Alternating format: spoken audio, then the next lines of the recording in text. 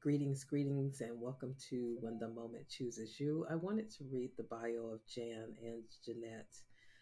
We are going to have an exciting show today about the Healing Haiku, the book that they just released. And so let me read about Dr. Janette V. Moreno.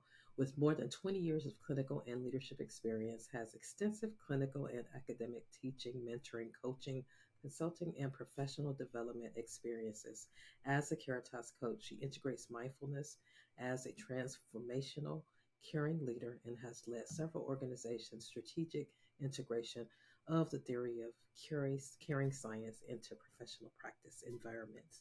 And then we have the one and only Dr. Jan Marie Anderson, who has been a nurse and a nurse educator for over 20 years at all levels and worked with the Watson Caring Science Institute since its inception. These teachings have added depth and dimension to everything that she does. Her passion is to share in the lives of students and make a difference for each person in her life. Greetings, and welcome to When the Moment Chooses You. I am your host, Coach Charlene, and oh my God, what a treat that we have today. We have Jan and Janette, the authors of, where's this beautiful book? Human Caring, Healing Haiku. And I am so excited to have them both on the program at the same time. So welcome to the show, guys. Thank you. I'm so glad to be here again. It's wonderful to see you both. I love it. Well, hello. Yeah. Yes, so wonderful to be in the presence of two wonderful people, my Caritas sisters. Thanks for having us again. Yes. Yeah, I'm so excited, and I actually started just for the listening audience. So I did a special series in May for Nurses Week, and I really unpacked caring science because of the impact that it's made in my life. And so I've invited these change agents and trailblazers on, like these two right here, and I mean their sessions was amazing. They just got a new book. That when did this book come out, you guys? Officially. Annette? Officially, it launched in May 29th. Mhm. Yeah, so we wanted it to be within Nurses Month, and it made it. Okay. Yay! Yes, it did make it. Great. Well, for the listening audience, for the ones that hasn't seen your episode, which I encourage all the listeners, please go back and listen to that whole month. You will be absolutely inspired listening to all of the different stories and the impact that caring science has had on others. But can you guys both just tell us a little bit about yourself? I'm going to start out with Jan. Do you mind telling us a little bit more about yourself? No. Hi, everybody. I'm glad you're here. Thanks for joining us. I've been teaching and working with Jean for many, many years, and it's really been such a joy to work with people like Charlene and Janette who just embody what it means to be caring and compassionate. And that's really my passion in life. It has been for several years. I worked in the Caritas Coach Program. I've taught nursing for many years. And now, post CCEP, I'm just going where the wind blows me. And I'm just loving this opportunity to work with Janette in this book because I really am very proud of what we've done. And I think it's really helpful and very easy to use, the book.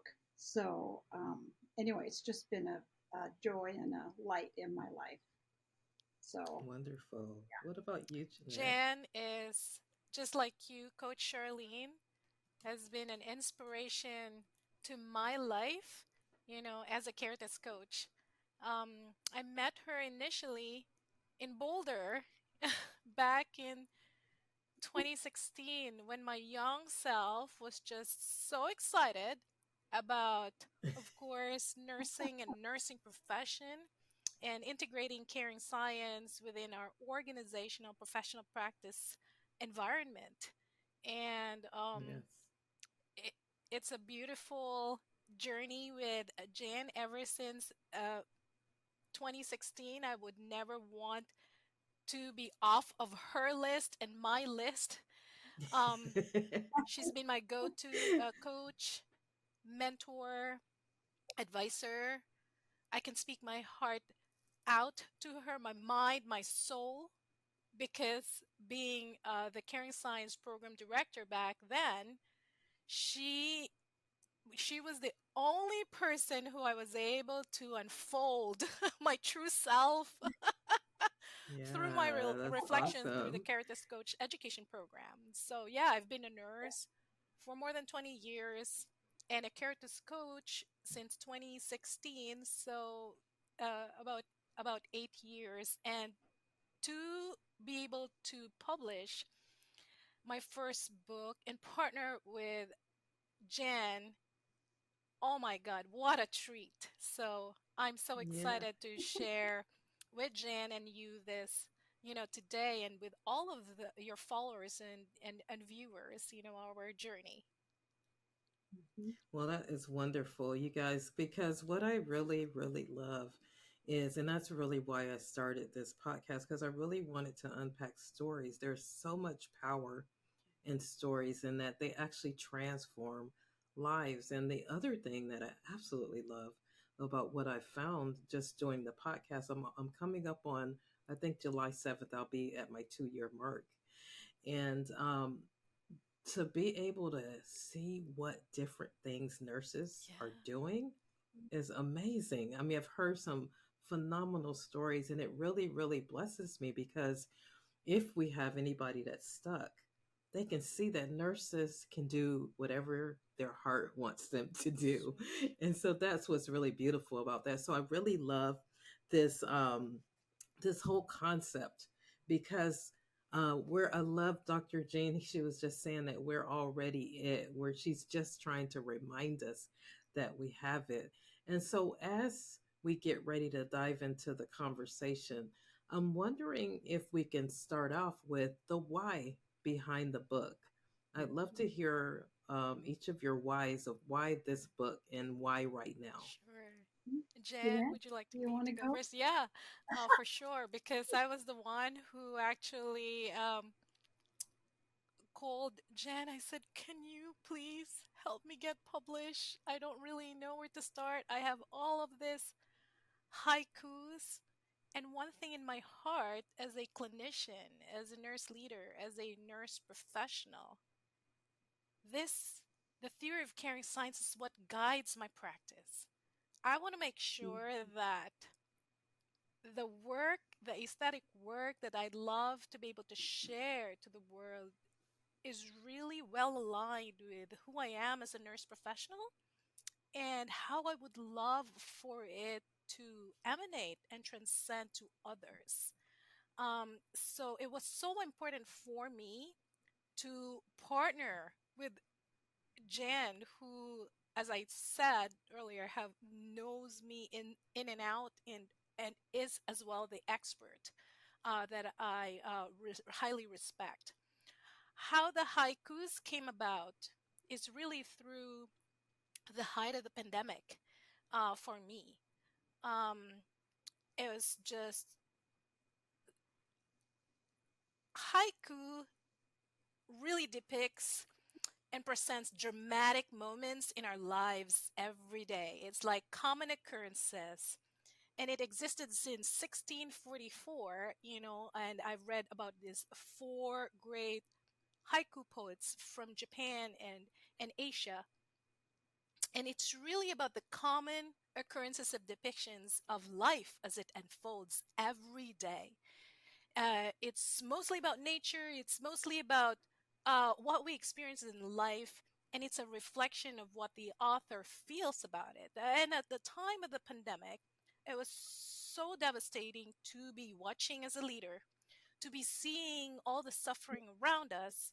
And you go to leadership huddles, and it's like, what can we do? So then, I actually started reading poetry to open our huddles, and it evoked a lot of different kind of emotion that allowed others to share what they feel, and that's what we needed. Right, we've been counting numbers that we don't want to Yes. count. We've been seeing trends that we don't want to see. And then when I started sharing that, Dr. David Marshall, the senior vice president for Cedar Sinai, approached me and said, "Hey, your poetry is beautiful. Maybe you would want to attend Dr. Pamela Ressler's virtual workshop on haiku poetry." I said, "I would love that." And so I really took the time and attended that. And that 1 hour virtual workshop really changed and transformed me. I found a way to be able to have an on the go and on the run mindful practice that's not so long to take and will take a minute. So, um, and this, and what I do is we browse a lot on social media. We browse a lot the moment that we wake up. When I land on a photo that resonates to me, that connects with me, and I meditate on it and write my haiku. It became a meditation, and then I started sharing it to my team. I started sharing it to social media, and again, it evoked the same similar experience to a lot. So and then one of those, of course, was Joe Tai in social media, and I've shared this with you, Charlene, during our past, a podcast, that he just started encouraging me, need to get this published. I said, I'm no author. I just wanted to share this, and it's a deeper reflection. And then when finally it came, okay, I really need to be able to share this as part of my healing journey, and how I connected with Jen, and she said yes. And it was such a beautiful, beautiful connection. And thank you, Jen. I will forever be thankful. It was such a gift to me to be part of this journey with you. What I'm so impressed with is Janette's vision. I added the caring science. She had the vision for this needed to be a theory guided book that was accessible. It wasn't a big textbook or fancy words or whatever. It was something that was accessible to everybody so they could experience caring theory in a very real way. And I think we do that with the quotes and the micro practices and the reflective questions, but the haikus really kind of tie it together, I think. And she says she just takes a couple seconds to write haiku. I tried to write haikus. No, it takes me a long time. They still don't sound exactly right. I have more words that I use, but I think what we created is really special because it's a teaching tool as well. I mean, people have shared how they're using the book, Yeah. and it's amazing. Do you want to share, Jeanette? No, Go for it. Jen, you're so right. So, um, as I've been, so no full disclosure, I'm no expert in haiku. It's such an ancient, beautiful work of art since the 17th century that one could ever imagine the depth of it, right?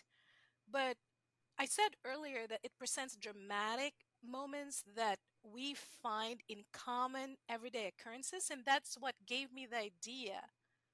As a nursing professional, as a characters coach, what guides our practice is the theory of caring science. And if it's not the theory of caring science, then it could be some other theoretical foundation. But I want every nurse, every clinicians in this planet to be able to understand the theory and to be able to apply, and if not, get validated that their practice is based in theory. I thought the best way to live and breathe the theory of caring science is finding the common everyday occurrences using, art and using haiku. It gives me a pause, a moment of pause. It gives the reader a moment of pause to look and think. And not only will it share my experience, it also gives the reader a moment for their own. And as what Janice said, several already from our readers have given a lot of feedback as how it actually just shifts their perspective. I've been in meetings where people are saying, okay, Janette, we need to haiku this moment. I can see that. Just for those that may not necessarily know, can you just really briefly just kind of tell us what caring science is Oh, and tell me a little bit about the framework? Dr. yeah. Let Jan me. And that's Anderson. Yes, I'll she is make our you laugh. She historian here. She's our is. Yeah. queen. Well, thank you. I would not say I'm an expert. The only one to listen to really is Jean, but she's not here, so Right. we'll do our best. Um, Yes. because we become translators. You have become a translator. Yes. Jeanette's been a translator. All the Caritas coaches, they, we all bring it down to a level that we can understand with simple words. Yes. But caring science really reminds us to be caring, compassionate, and human, and it offers that lens to reflect upon our own lives and our own practices so we can become more self aware and reconnect with our core values, which is what we usually begin our book um, interviews with. Because and that's what caring science does. It connects us and reminds us what is important in our lives and why we're here. And it also offers that language. So not only does poetry offer that beautiful language and that reminder that we are witnesses to the most intimate experiences that anyone can have as nurses. And so we bear witness to that. And so caring science helps us to do that in a way where we are okay because we learn to be calm in the chaos and also to be supportive and loving to others. So, and caring science gives us the language to verify, which is what Janette was just speaking about, that we are already practicing it. We just didn't have the words and the language. So, in both ways, the poetry offers us the beauty of language and aesthetics and the power of healing, and caring science does the same thing, really. When you are able to connect with that deep inner knowing that you have, that we all have, um, we perceive life in a different way. And so we're able to understand what it means to be caring and what it means to be non-caring and how we are affecting the healing and growth of not only ourselves but everyone around us and the universe. So I don't know if that actually answers it, but that's a simplified version. Yeah, I think that's great. I think that's a great foundation. Mm-hmm. I wanted to say that I attended Jean's virtual book launch yesterday, The Yes. Metaphysics of Watson Unitary Caring Science. And I wanted to say that there is a chapter in her book, chapter 10, Metaphysics, Poetics, and Nature. And Yes. Mm. if you'd if you'd allow me, I want to read a little bit here that kind of like resonates to what Jan is sharing. Um, in page 93, she talks about poetry and nature. You know, Yeah, like that the please do. history of haiku is really based in nature. And a lot of Mm-hmm. the famous and expert haiku poets really are talking about spring, summer, winter and fall. Jean says that poetry being inspired by ancient and timeless wisdom, like nature, poetry can release us into a trance, dissolving alienation and longing for the beloved. It releases us into the freedom of surrender and stillness. Both nature and poetry reminds us of joy, silence, for retreat, the need for a place to go to be one with all. Isn't that Mm. beautiful? Yes, it is beautiful. Yeah. And Yeah, I love that. that's what you call soul care, which is what Erica Yes. was talking about yesterday. Yes. Poetry insouls us. So we get reconnected with ourselves and the greater expanded awareness of what is. So So I have a question. So Jeanette, you've been writing haikus for a while, right? When was your first experience with haiku? My first experience was in 2020. I've been Oh, writing wow. poem and poetry since I was a little kid. I think with the Okay. business of our lives, we kind of like forget about a lot of those inner talents that we have, right? Because we get so busy. Right. We do a lot of the adult things in life. And then what really got me out of my shell back again to my inner beautiful aesthetics was Jan. And Yeah. I'm going to tell that story again That's because I will keep on telling that story because, well, that's right, because she helped unlock yes, something that was so profound, yes, and that's so All amazing in that love she and could. kindness. yes. Yeah. Well, it reminds me of someone that is blind but now can see. You know what I mean? She unlocked something in you so deep that now, like, your voice is so powerful and so Mhm. profound with these haikus that it's amazing. It's absolutely amazing. So she deserves all of that wonderful love. So that's the power of like hearing science. I think of that though, because that's that transcendence. That's that ability to really ignite in someone else so that they can become the light in the midst of darkness. So I love that. So thank you, Janette. Keep telling that story. I love it. Well, I was wondering because I'm going to be honest with you guys. When I first saw the word haiku, I had no idea what it was. I've never heard of it at all. And so it sent me on a journey to go start looking it up. And then when I start reading it in the book, and I was like, oh my God, this is so powerful. So it sounds like there is a structure to writing a haiku. Is that correct? There is. Well, there are a lot of different thoughts. It has evolved. Remember, it started in the 17th century. And when Yeah. it even started in the 17th century, and I have a little bit of chit chat because, again, I have to study. I also had to like really deep dive, into this. Uh huh. It started as a lyrical poetry, humorous linked poem, they call it, by Matsuo Basho in 1644. And really, there was no rigid, a structure to it. It's just Okay. short, little prose. It's just all about how they feel when they wake up in the morning and how they experience everything and they look at the wonders in nature around them. That's how it kind of Mm. started. And it has evolved over time. And the rigid way is counting five syllable for the first line, seven syllables for the second line, and three Oh. syllables for the third line.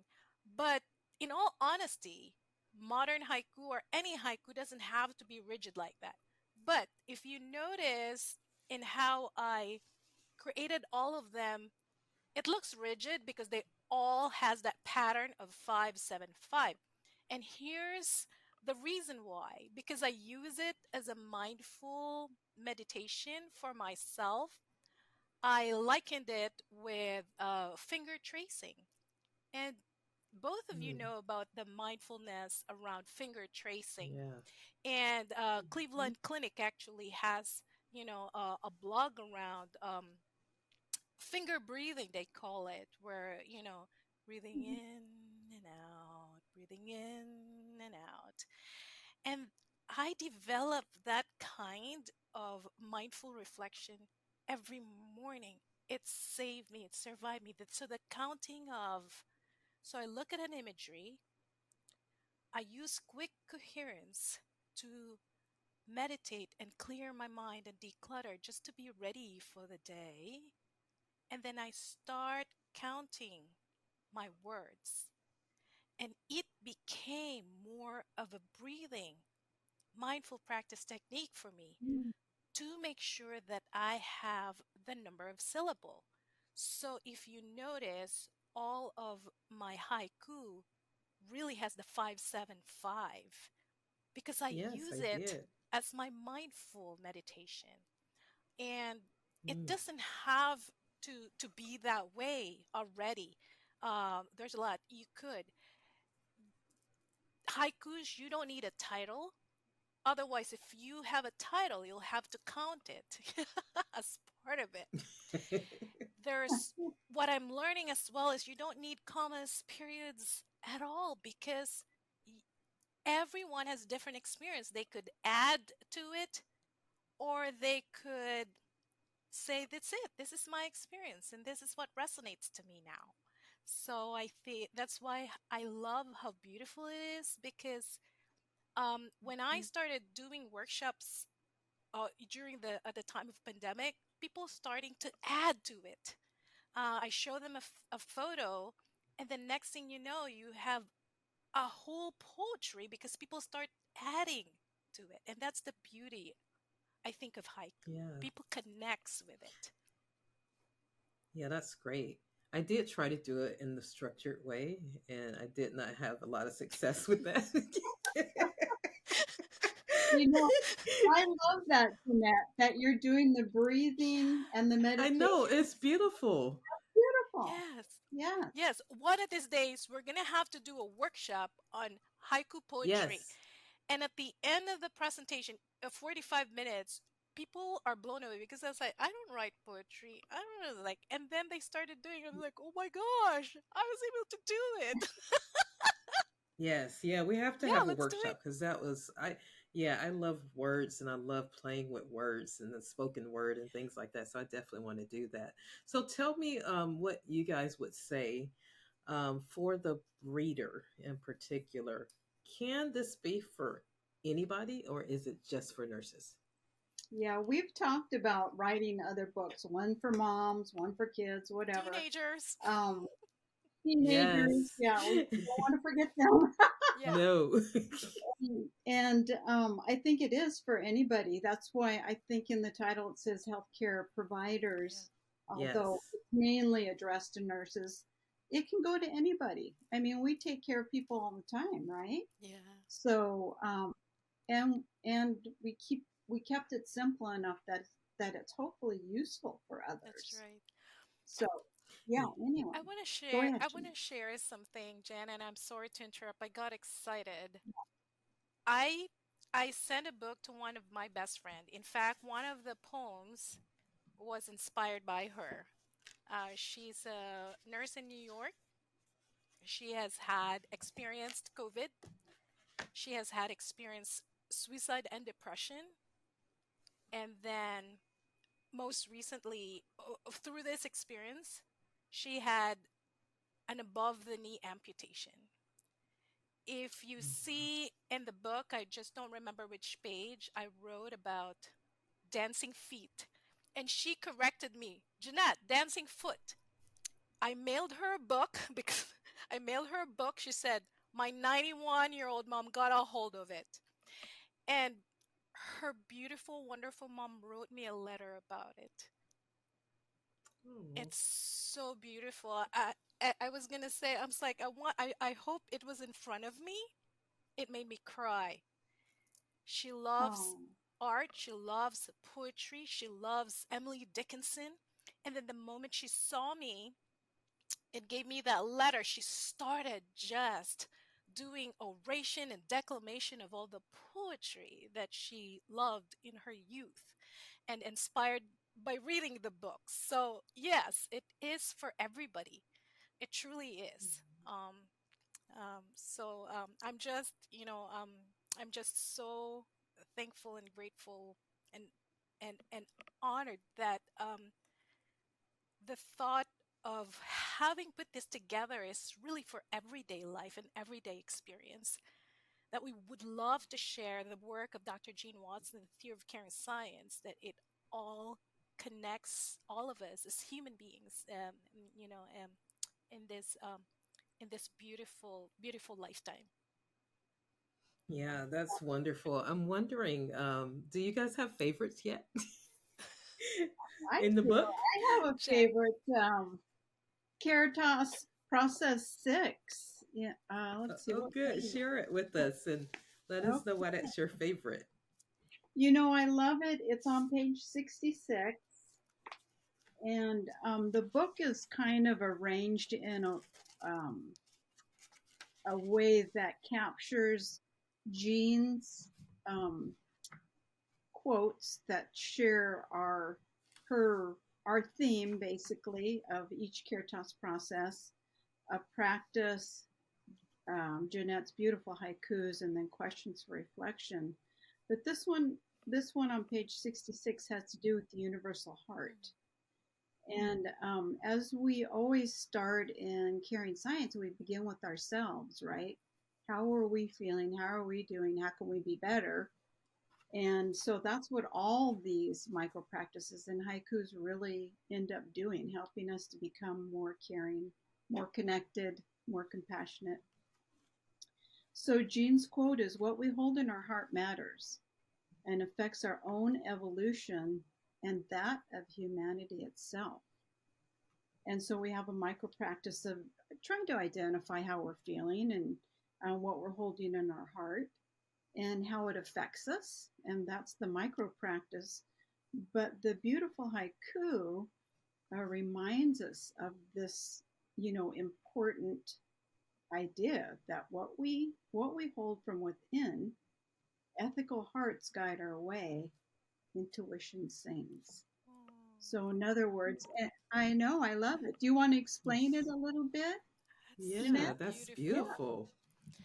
it is. It's so fascinating. So when I submitted all of these haikus to the publisher, it has dates. The reason why it has dates, it reminds me of exactly what was happening and going on right at that very moment. And they actually told me, Mm. remove those dates. Remove those dates. But what character what characters process number 6 really is, and how we built this, is all about our beautiful nursing profession. It's all about moving beyond the tasks and the doing to really embracing the being and the knowing and the multiple ways of knowing.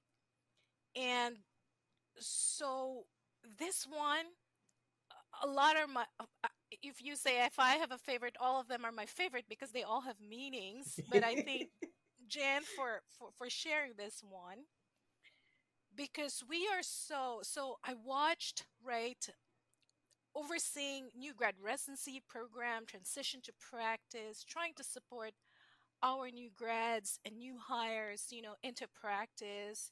It's really difficult at the height of COVID because of the limited experiences and practicum hours that they have. And so, Mhm. and then at the same time, with all of the chaos and complexity in an organization that totally is, we all know, broken, we get to see how can we bring back the love and joy and commitment of the true core values of our nursing profession. And you know instead of the physical body and the technical piece of it, to really elevate it to multiple ways of knowing beyond just the physicality of it and the technical part of it, to intuition, to really connecting that a lot of our intervention, probably our patients have the answer. We don't have the answer, Yeah. right?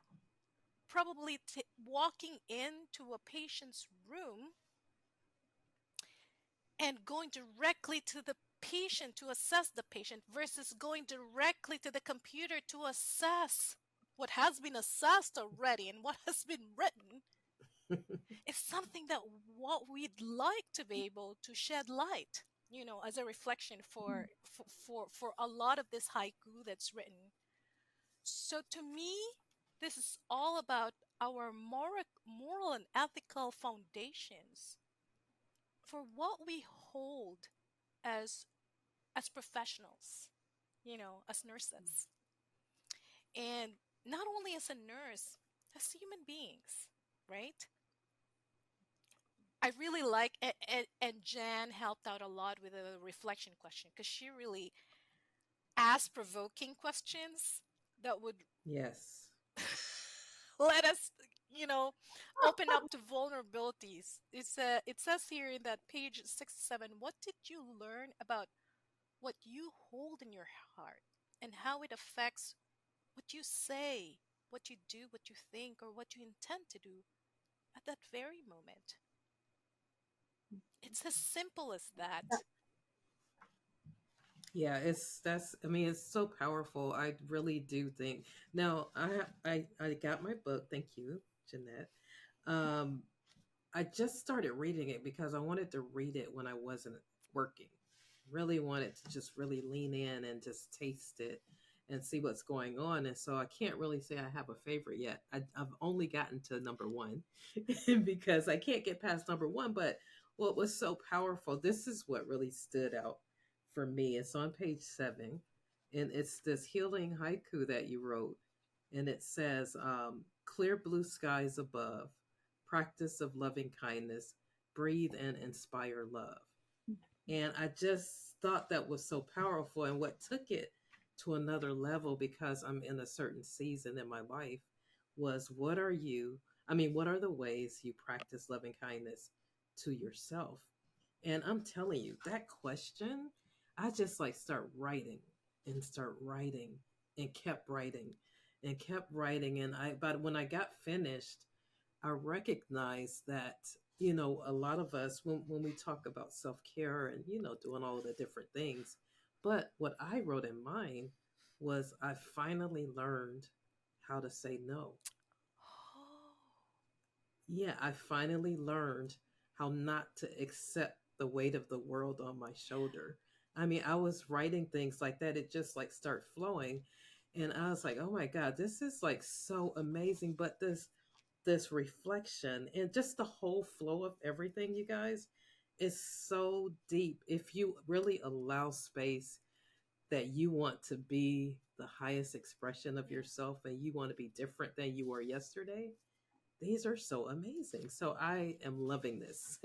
So thank you for Wow. this gift, you guys. So I Yeah, this is a deep journey. yeah. It's not a, Yeah. it's you're right. You have to take the time and you have to have the intention to take that time for yourself because you're important and how you're doing is important. And if you want to be better, it takes time That's and right. attention. That's right. So isn't that wonderful that you're doing that?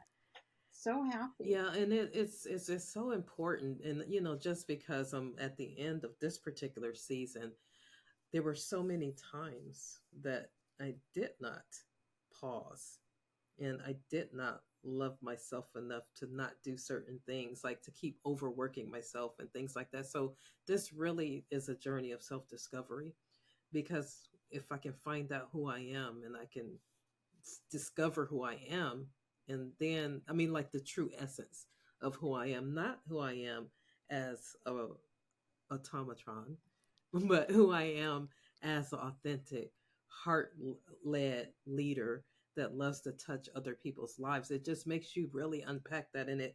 I like how you have the everyday reflections. I Yeah. mean, it's awesome because you're feeling different the That's next day right. and the Right. next And day and the not next day. just So just phenomenal. I love it so far. Mhm. And you're not just it's not just a journey of self-discovery, it's a journey of self-appreciation, self-compassion, Yes. That's so true. self-love, Yes. Yes. because if we don't Absolutely. have that, how can we have it for anybody? So it's a journey. Oh my Go God. ahead, Yeah. Janette. I am busy flipping the book because Coach Charlene, as you go along this journey, you will find a page where we wrote a micro practice and Jan and I had a discussion. Janette, what does that mean? Did you remember? Because the micro practice is do a quick no and do a slow yes. Do a quick no Yes. and do a slow yes. And Jan said, Oh, I love that. what does it mean, Jeanette? Can we clarify that more to the readers? You know what? This is going to be a great conversation tool for a lot of people and a great reflection. Yes. How do we show up? And we say yes to a lot of things. We do. Yes. And at the end of the day, we are so exhausted. One of the books of Brene Brown, actually, she gave this one of her TED Talks. I don't know if you've heard Brene Brown's TED Talk. She say yes. Okay, I'm gonna say yes to baking for the entire school. And then she comes home. She's so stressed. She's baking. She started yelling at her kids because she has this. When she could have easily just said no.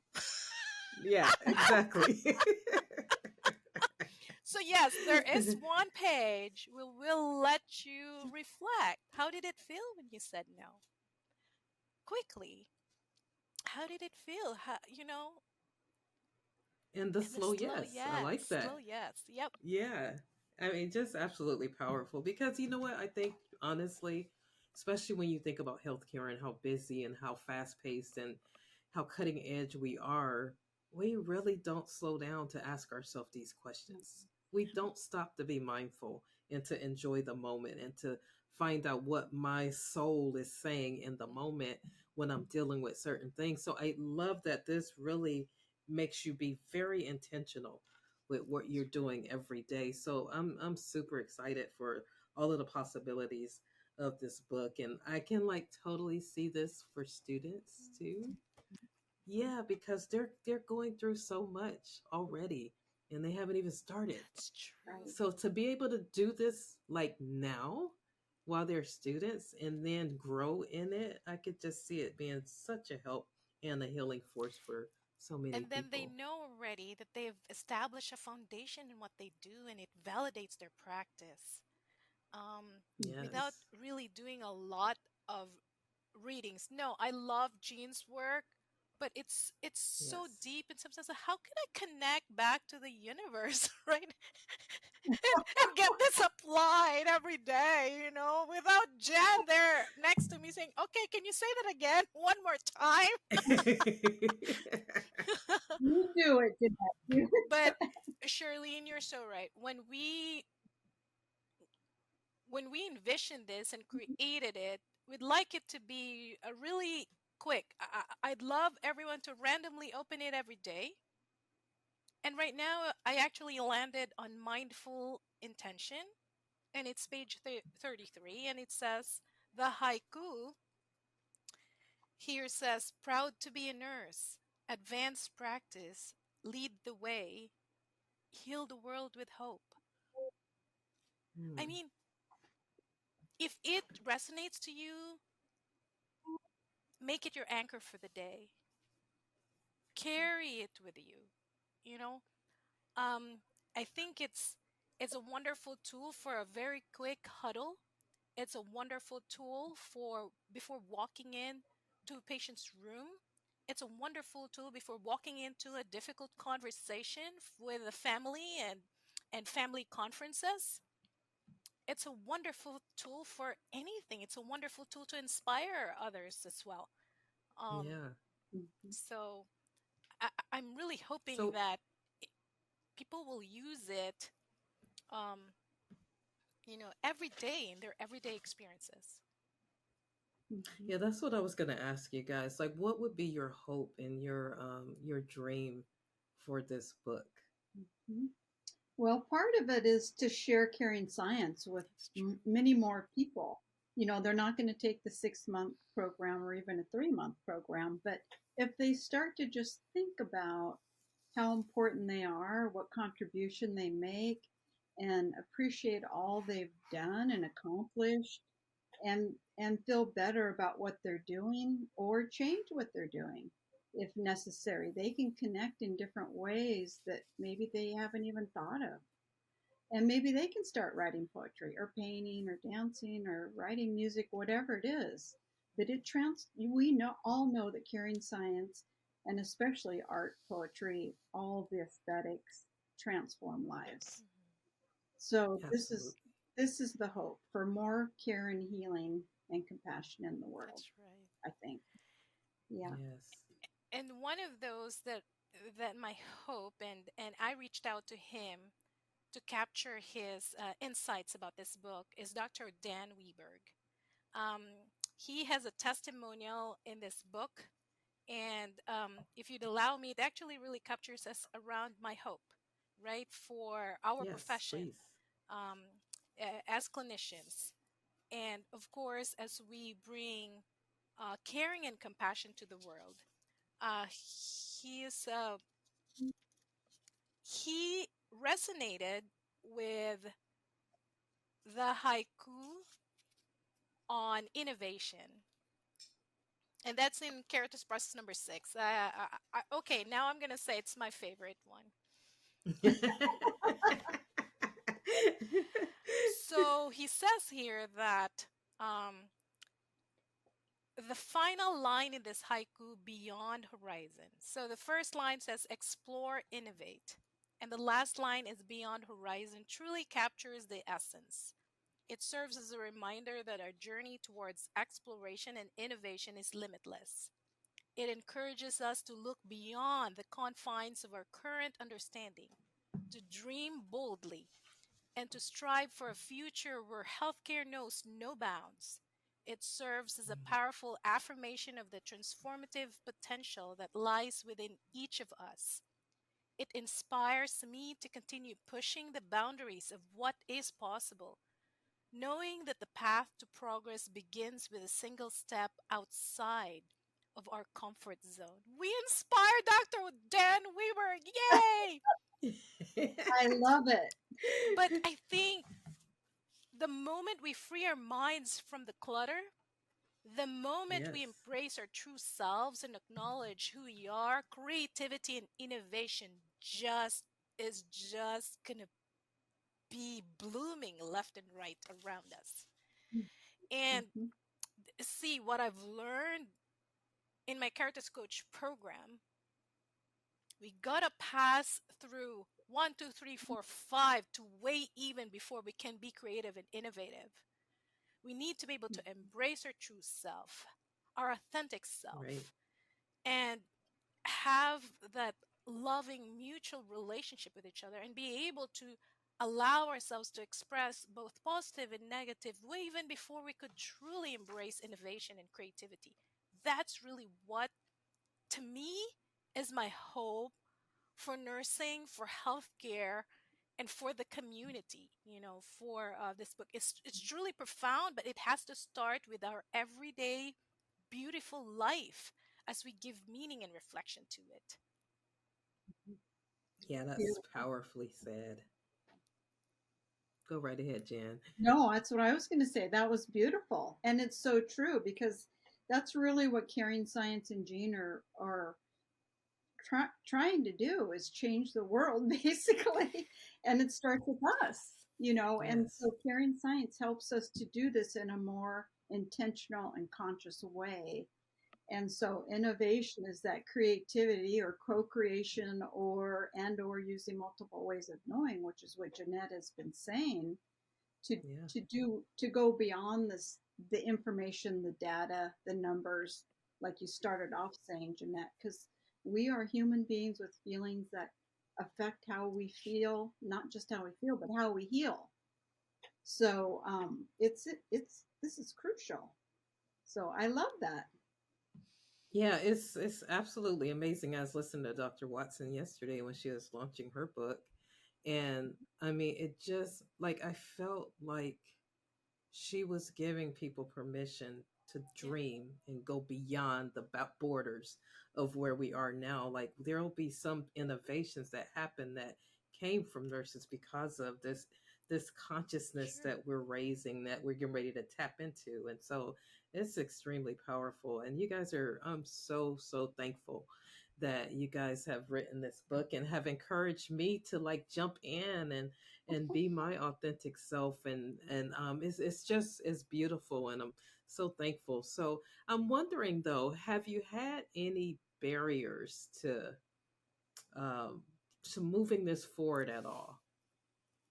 I don't know how about you, Janette? We Okay, so I know that we've had this concept for more than 2 years now to be able to write a book, and then I think really more of like what propelled you finally. I think that's more of appropriate That's a good appropriate question. question. That's a good one. And Okay, let's use that question. What sorry, about that? I'm changing your question. No, I like that. Because I like that because the barriers really I'd like to address that Coach Charlene was it's just me. It's just perfect. me. That's There's what I no one want. else. I Yes. could always give a lot of reasons about there's no time, there's just too much work, a life is busy. But really the barrier was just me. Um Ever since Joe Tai and I met in person, I've known him for decades, and met him in person in ACNL in 2022. He gave me a $20 bill. He said that your work is amazing. Get it out there and publish. I'm like, you gotta be kidding me. No, I'm not a book writer. I'm too busy. So all of those self-talk are the barriers. And then Yes. Well, and I'm so glad that you're taking time to do this, Janette, because we like to present excuses. And really, it does start with us. So I thank you so much for being vulnerable enough to say that, because other people out there, I mean, it will kind of like move their excuses out of the way, because it does start with us. We have to take the first step. So yeah, keep on going. That's awesome. Yeah, and yeah. I tell you, it's whatever propelled it is it was so easy. The moment I reached out to Jen, well, hey, will you co-author with me? And this is my idea. And she said, sure, let's do it. And then the moment she said, yes, let's do it, it just propelled me. Because, oh my Yeah. God, somebody like Jen, who I respect so much, is finds value to put dedicated time. I mean, okay, let's do this. It kind of propelled it. My Yeah. transition and my awakening as well. I wrote a letter to myself. This was in November of 2023. I think I was doing a workshop during this time, and one of the haiku I wrote is on 59 about this exact feelings I have on that day. Because again, these haikus were kind of like my diaries. I said to my That's beautiful awesome. self, I said, I recognize you today for being very courageous and brave. Running a workshop and leading with lots of enthusiasm, despite the horrible and devastating experiences that you're having. And I appreciate you so much. Love, self. Oh, that's Oh, beautiful. that is. And and So it just beautiful. it just popped up right while I was doing a lot of house decluttering. and and the and Jan, this beautiful page that's in 58 that reflects on that letter that I wrote myself after the workshop is acceptance. It is how we Mm, accept, honor, and respond to our feelings that makes the difference in our emotional and cognitive life world. That's from Jean in 2008. And the daily micropractice here is letting go of pain is not easy. Take slow, deep breaths. Let your inhalations take in new energy and exhalations release whatever it is that no longer serves you. If you feel any resistance, simply acknowledge and trust that you can let go when you're ready. And the haiku is letting go, I breathe, walking away, new paths form, resistance, release. Whoosh! wow, exactly. That's so And I beautiful. think that started my transition for the healing journey to stay focused on what really truly matters.